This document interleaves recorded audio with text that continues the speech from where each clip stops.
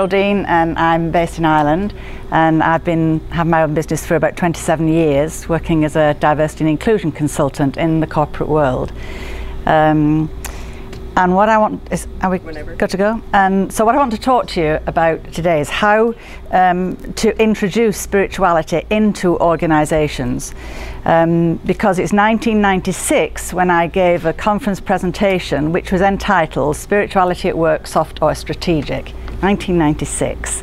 Now nothing seemed to move beyond that, and people were, you know, while, and I love the definition of spiritual intelligence, acting with wisdom and compassion, inner and outer equanimity, irrespective of circumstances, and most people I think would agree that that's a very important and critical leadership trait, but then they wouldn't necessarily link it with the word spiritual or spirituality or spiritual intelligence. So meanwhile I was ordained in 1998 as an interfaith minister, so that was always a conversation stopper. I never mentioned it unless my client said to me, "Oh, what are you up to these days? What are you doing now?" "Oh, I'm ordained as an interfaith minister." No more conversation. Conversation changed. Where are you going for your holidays? Whatever. So I've always been looking for a way to kind of integrate. Now you'll see I've put these on your tables. There should be enough for everybody on your tables. So what I want to do is to share with you a model that I've come up with to explain, and with a couple of case studies about what I've done, and then just mention at the end a few of the critical conversations that I think we need to have before we mention SQ21. Because for some people it's going to be a stretch to go straight in talking about SQ21. They're not going to accept it at all. So on here, as you can see, we've got down the left hand side a route, an intervention, initiatives and language. And across the top I've put some examples of each, and these are not, these are just examples. I'm sure there are more than these. And what we have to do first is decide on the entry point. What are you going to come in with in the first place? Is it because you're brought in to do diversity work, which is what would be for me? Is it that you want to do a talk? Is it that you want to work with somebody at the executive level? So decide first on the entry point. The second thing then you have to do is to look at, okay, once you've got the entry point, what exactly is the intervention that you're going to do here? You have to make sure you've got the route covered. You have to look at what initiative you're linking it with. In my experience in corporates, there's always money for something that's strategic. If an organisation says to you, "We've no money for that," that means that what you're talking about isn't strategic. As simple as that. As soon as diversity at one time, there was no money for. In the UK, when it was equality, before diversity, no money for equality. As soon as it became diversity and all the business case, suddenly diversity now is a strategic initiative. So guess what? There's money for it. You know? So if you're talking to someone who says they've no money, I would say we have to make sure to get what you're talking about into some kind of strategic initiative. And then the language becomes really important. What language are we going to use to even get in there with this? The language of values, of diversity, corporate and social responsibility, spirituality and meaning, language of energy, language of soul evolution. Have I ever done soul evolution in an organisation? No. Why? Because I can't link it with an initiative right now. I cannot link it right now with a strategic initiative. So at the minute that's still there. What I might be able to do, knowing I want to do a talk, is to try and get a manager or a leader who trusts me and persuade them to let me do a talk for their team about it. And maybe I can sneak it in that way, okay? So two examples of what I've done. The first is being brought in as a diversity consultant. The client was very clear. They wanted awareness training, awareness seminars. They wanted me to do a seminar which lasted for 2 hours and was up to 120 people in each seminar, and they wanted me to do it in about 30 countries. Okay, I'm going back a few years now. What's very interesting is that seminar that's just down here is AppDiff, the Appreciating Difference seminar, which I've been doing for 15 years, and I'm still getting calls to come and do it, is actually, when I came across SQ21, is exclusively on skill 1. It's a 2-hour seminar getting people to see that their worldview is not the worldview and is different from somebody else's worldview, and how do you get along with that without judging them and making them wrong and treating them worse and affecting their performance in organisations. So the whole thing, and that is still needed. It makes me realise how much work there is involved in each of these skills to kind of get it right. I've been doing skill 1 for 15 years with organisations, you know.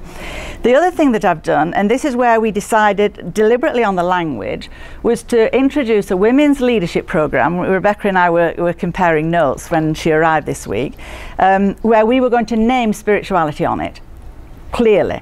So we called it the Diamond Edge, Sustaining Clarity and Brilliance as a Woman Leader.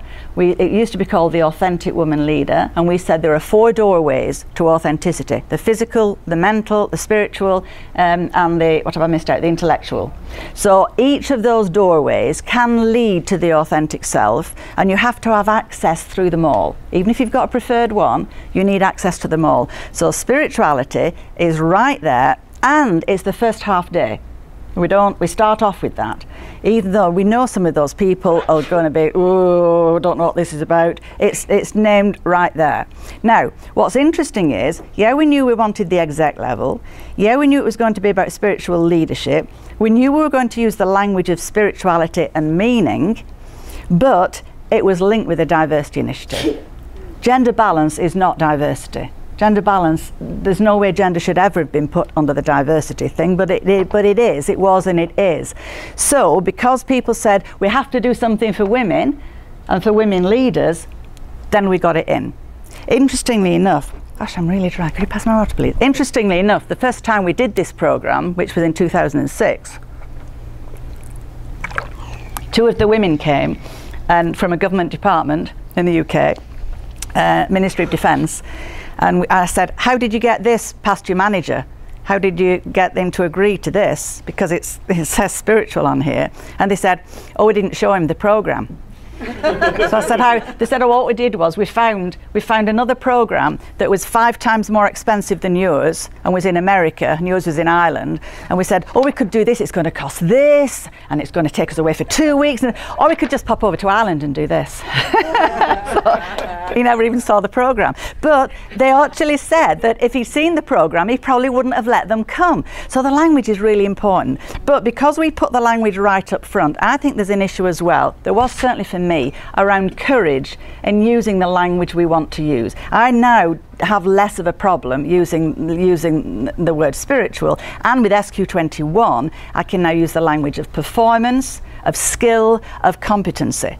Spirituality got a bad name with all the New Agers, and I'm saying that because I was one of them. So I mean, when people set up an elitist jargon and talk about being in their process and speaking from their truth, yeah, well, we should all be speaking from our truth. You know, you don't need to keep telling people you're speaking from your truth.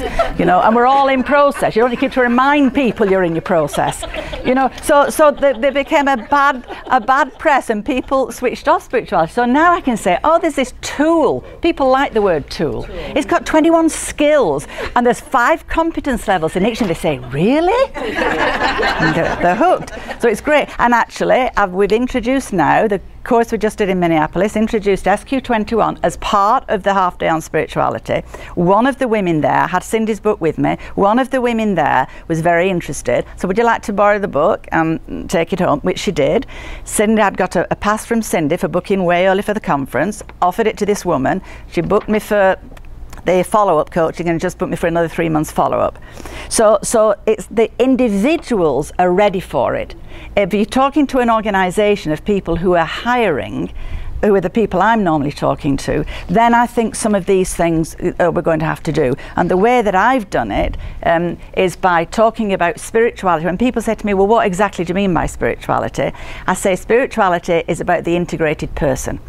Often we need, and I always refer to leadership, we have to have our leaders who are integrated and in balance. Often how you see yourself is different from how others see you, and is very different depending on how self-deluded you are to how you really are. So if we want leaders to be integrated, then we're talking about the 4 selves. And people now know that there's been too much intellectual. I get people sent to me, there's too much head and there's not enough heart. They need a better balance. So it's not so much of a stretch to saying there's another part actually that's now spiritual, and that's got its own intelligence, and then immediately followed with skills and competences. Okay, so that language now, that language can be used. So the integrated self is very important. And the other one is to talk about the evolution. Every living organism evolves. We have evolved from the industrial age to the age of information, which is based on knowledge. We're now in the spiritual age, which is based on wisdom.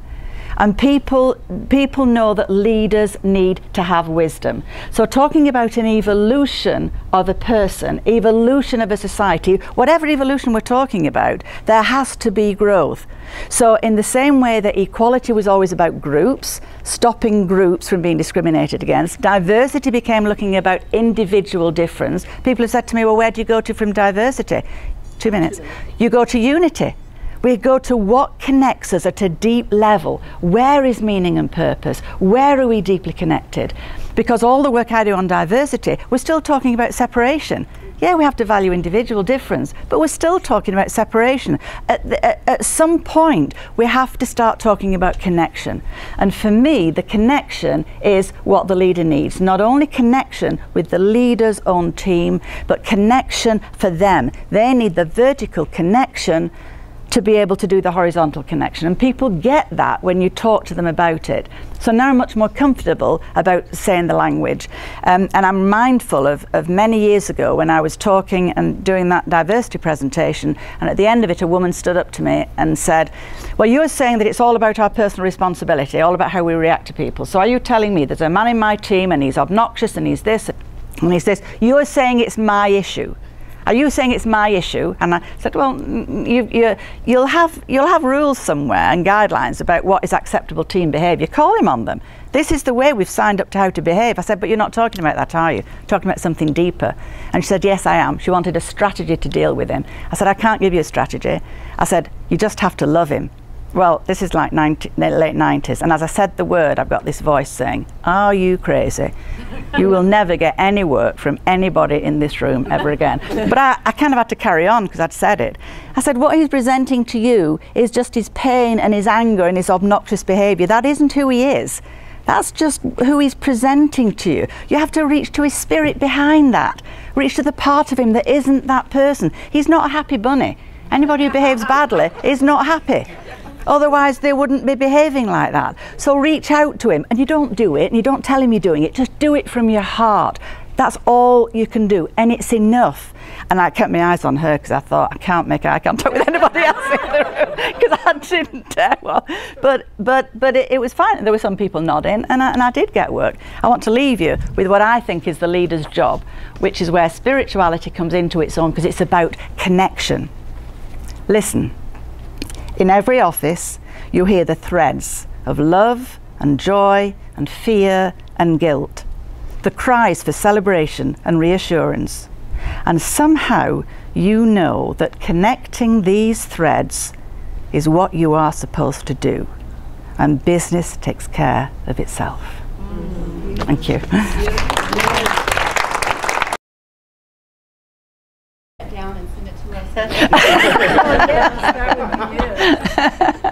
I have actually got an article on spirituality at work, soft or strategic, so I'm very happy. I'm very happy to send that. Okay, yeah. And we should put it on group site. This is my chant. Yeah. Put it on group site. This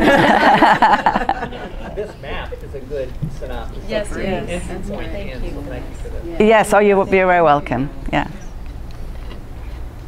Good. Okay. I think it's time for a 5-minute bio break.